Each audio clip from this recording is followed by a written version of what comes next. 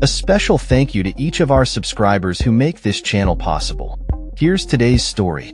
As the dust settles on the 2024 election results, a wave of historic milestones has emerged from across the United States, reflecting a significant shift towards greater diversity in political representation. With the election of Congress's first transgender representative and Maryland's first black senator, this election cycle has not only marked a turning point, but also set a precedent for future generations. In New Mexico, Cindy Nava, a Democrat and former DACA recipient, has made history by winning a seat in the state legislature, a groundbreaking achievement for someone with her background. Nava, who arrived in the U.S. from Mexico as a child, secured 55% of the vote against her Republican opponent Audrey Trujillo in District 9, which is located just north of Albuquerque.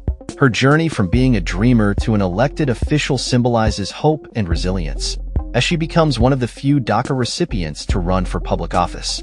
"I am the first in my family to graduate college, and the first dreamer in the country to be appointed by the White House," Nava shared, reflecting on her unique path to power.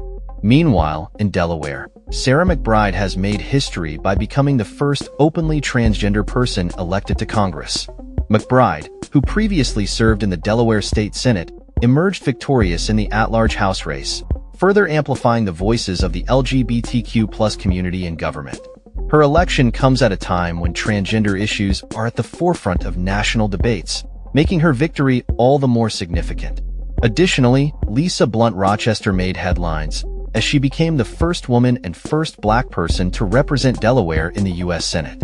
Her election, alongside Angela Alsobrooks of Maryland, marks a historic moment as both women will serve simultaneously in the Senate, doubling the number of black women in this esteemed body. It's remarkable to think that in 2 years, America will celebrate its 250th birthday, and only 3 have looked like me in the Senate, said Alsobrooks during her victory speech, highlighting the long and challenging road to representation for women of color. In New Jersey, Andy Kim made history as the first Korean American elected to the U.S. Senate, while Bernie Moreno of Ohio became the first Latino to represent the state in the Senate. These victories reflect a broader trend of increasing diversity among elected officials, a change that many advocates believe is long overdue.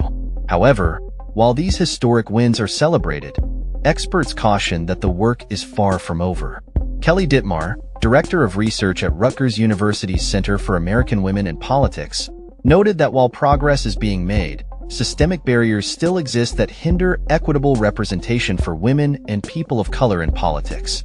"We have more work to do," she stated, emphasizing the need for continued efforts to ensure that all voices are heard in the political arena.